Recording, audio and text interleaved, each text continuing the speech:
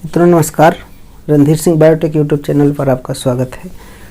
अब तक आपने हरियाणा का हरियाणा टीजीटी एग्ज़ाम के संबंध में देखा था कि 7 लेक्चर देखा था, ये 8वां लेक्चर होगा। इन्वायरमेंटल अवेयरनेस के कुछ पॉइंट दिए हुए हैं जो बहुत महत्वपूर्ण हैं। 7वां लेक्चर आपने देखा होगा। अब 8वां देखिए, इसमें सस्टेनेबल डेवलपमेंट की बात होगी।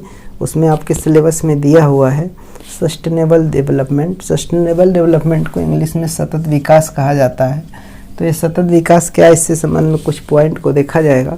उम्मीद है कि आपके लिए काफ़ी लाभप्रद होगा। शुरू से लेकर लास्ट तक देखिएगा, और शुरू से लेकर मतलब 1 से 7 तक लेक्चर नहीं देखे हैं तो उसको भी देख लीजिएगा। इसके आगे और आपका जो पर्यावरण का जागरूकता वाला टॉपिक दिया है उससे संबंधित क्वेश्चन छोटे छोटे सीरीज में आपको प्रोवाइड करा देना है, तो सब देख लीजिएगा।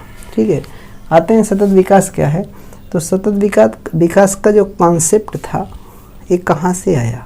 हालांकि ये तो कई दशकों से सतत विकास का वो चल रहा है, लेकिन एक आधुनिक कॉन्सेप्ट की जब बात की जाए तो 1987 याद रखिएगा। एक क्वेश्चन आपका बहुत इम्पोर्टेंट है। एक ब्रूटलैंड है, क्या है, ब्रूटलैंड की रिपोर्ट थी। उन्हीं की रिपोर्ट से सतत विकास की अवधारणा को, सतत विकास अर्थात सस्टेनेबल डेवलपमेंट को लाया गया था। अब सोच रहे होंगे कि सस्टेनेबल डेवलपमेंट है क्या, सस्टेनेबल डेवलपमेंट है क्या। तो इसका उद्देश्य जान लीजिए कि भविष्य की पीढ़ियों की ज़रूरत की अनदेखी न करते हुए वर्तमान मांगों की आवश्यकताओं को पूरा करने के बीच संतुलन बना रहे। मतलब वर्तमान में जो आपकी आवश्यकता है, ये नहीं कि आप अपनी आवश्यकता पूरी करते जा रहे हैं और भविष्य में आने वाली जो पीढ़ियां हैं उनके लिए क्या आप छोड़ रहे हैं। ऐसा तो नहीं कि उनके लिए कुछ बचे ही नहीं। ठीक है, तो उनको मतलब वर्तमान में आवश्यकताओं को पूरा करने के लिए, मतलब आने वाली जो पीढ़ियां हैं उनको पूरा करने के लिए, और वर्तमान में जो आप कर रहे हैं कि मतलब इनके बीच अनदेखी ना हो, अर्थात दोनों के बीच संतुलन बना रहे। ठीक है, तो इसी को ध्यान में रख के सतत विकास का अवधारणा कॉन्सेप्ट को लागू किया गया। ये आपका 1987 में इस रिपोर्ट को लाया गया था, उसी से इसमें लिया गया है। ब्रूटलैंड को नाम याद रखिएगा, 1987। हालांकि कई दशकों से चली आ रही है, ये आधुनिक है। ठीक है, उसके बाद इसमें पूछा जाता है कि ये लाया गया है तो इसकी क्या अवधारणा है, क्या अभी आगे और बताएंगे। 2015 एक सन है, यूएनओ द्वारा इसे अपनाया गया। यूनाइटेड नेशन ऑर्गेनाइजेशन आपका एक संस्था है, यूएन। ठीक है, तो यूनाइटेड नेशन ने इसको अपना लिया। यूएन से जुड़े हुए, यूनाइटेड नेशन से जुड़े हुए जो देश हैं वहाँ मतलब सब जगह इन ज़रूरतों को ध्यान में रखना है कि कोई भी चीज़ कर रहे हैं तो आने वाली पीढ़ी के लिए क्या छोड़ रहे हैं। तो विकास हो, लेकिन विकास के साथ साथ मतलब आगे विनाश की कंडीशन ना आने पाए। तो यूएनओ ने अपना लिया, और जो इससे जुड़े हुए देश हैं उनको भी इनको फॉलो करना है। तो इसका पूछा जाता है कि कौन कौन से 3 स्तंभ हैं। तो 3 स्तंभ है, आर्थिक स्थिरता, सामाजिक व सांस्कृतिक स्थिरता, तीनों ये स्तंभ हैं। ठीक है, इसी में पर्यावरण को भी जोड़ दिया गया है कि पर्यावरण संरक्षण और पर्यावरण को भी मतलब ध्यान दिया जाए। तो आपके पास सहायक किताबें होंगी, उसमें पढ़ेंगे पर्यावरण के बारे में आपको होगा, क्योंकि पर्यावरण के बारे में अभी प्रदूषण में पढ़ना है। ठीक है, तो उस पर ज़्यादा चर्चा नहीं करेंगे। सतत विकास का उदाहरण अगर पूछ दे सस्टेनेबल डेवलपमेंट के लिए, कि ऐसा नहीं है कि जैसे मान लीजिए अभी पेट्रोलियम है, पेट्रोलियम समाप्त हो जाएगा, और भी आपके मतलब धीरे धीरे होंगे। तो कुछ ऐसे स्रोत हैं जो मतलब समाप्त होने वाले नहीं हैं, नवीनतम स्रोत हैं। तो सतत विकास के लिए पवन ऊर्जा, सौर ऊर्जा और क्रॉप रोटेशन। आप अपने सिलेबस में खूब विधिवत अगर देखेंगे तो उसमें लिखा होगा रिन्यूअल एंड एनर्जी का स्रोत दिया हुआ, अनरिन्यूअल और रिन्यूअल एनर्जी का सोर्स ऑफ एनर्जी दिया है। तो ऊर्जा का या एनर्जी का सबसे बढ़िया स्रोत या नवीनतम स्रोत जो होता है वो यही है। ये स्रोत है सोलर एनर्जी है, सौर ऊर्जा है, और ये पवन ऊर्जा है। और क्रॉप रोटेशन तो आपका फसल चक्र से संबंधित है। तो पवन ऊर्जा जो क्या होती है, देखा होगा जहाँ तेज हवाएं चलती हैं, तेज हवा चलती है, तो उस हवा से भी, हवा को भी आप एनर्जी में, उसमें बहुत एनर्जी होती है, उसको कन्वर्ट कर सकते हैं। ऊर्जा जो कि क्या होता है, उसको कन्वर्ट किया जाता है, एक फॉर्म से दूसरे फॉर्म में कन्वर्ट करके उसका यूज किया जाता है। एनर्जी नष्ट होने वाली चीज़ें नहीं है।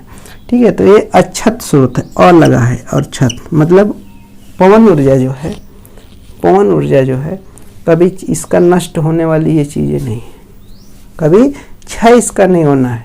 ठीक है, तो अक्षत स्रोत है और आसानी से उपलब्ध है। क्या है? आसानी से उपलब्ध है और प्रकृति में मुक्त ये संसाधन है, फ्री में मिलने वाला है। हवा का कोई पैसा नहीं लगता है।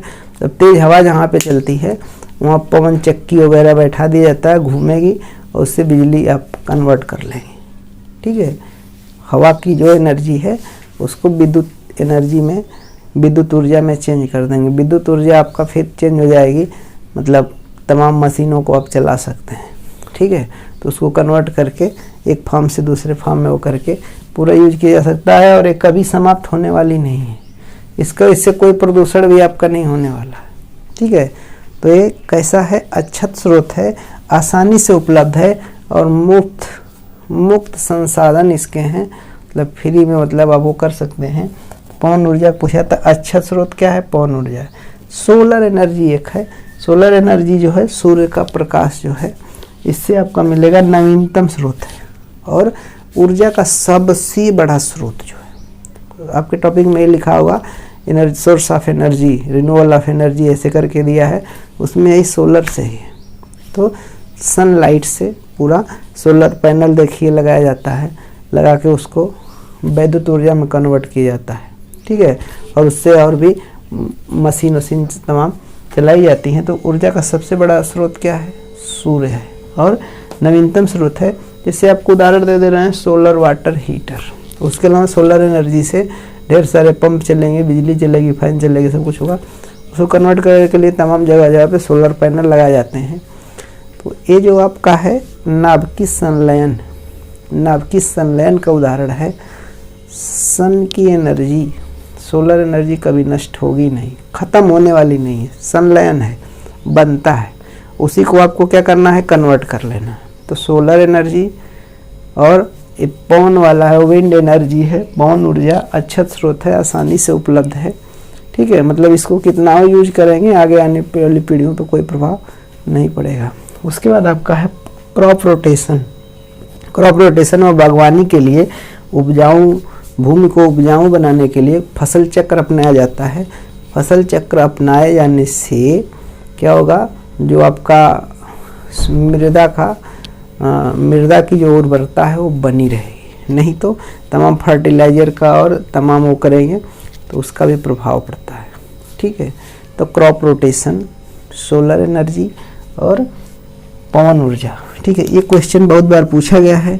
सबसे बड़ा स्रोत नेचर में नेचुरल स्रोत है। क्या है? नेचुरल स्रोत है। कितना है? क्या है? नेचुरल स्रोत है, प्राकृतिक स्रोत है। क्या है? प्राकृतिक स्रोत है। नेचुरल सोर्स ऑफ एनर्जी क्या है?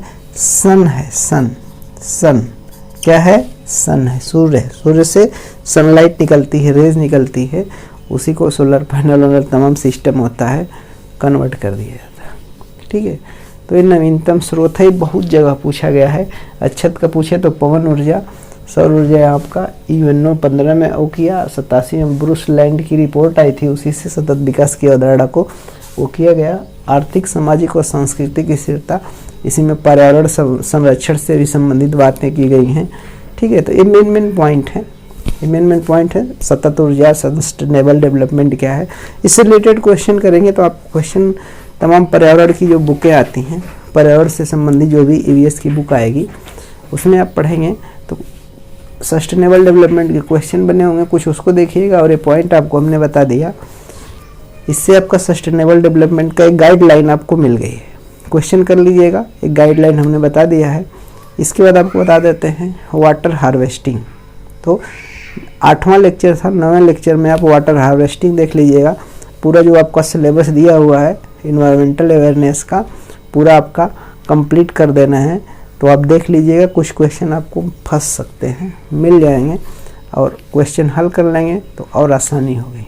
ठीक है, इसी के साथ लेक्चर कंप्लीट करते हैं, छोटे छोटे लेक्चर हैं।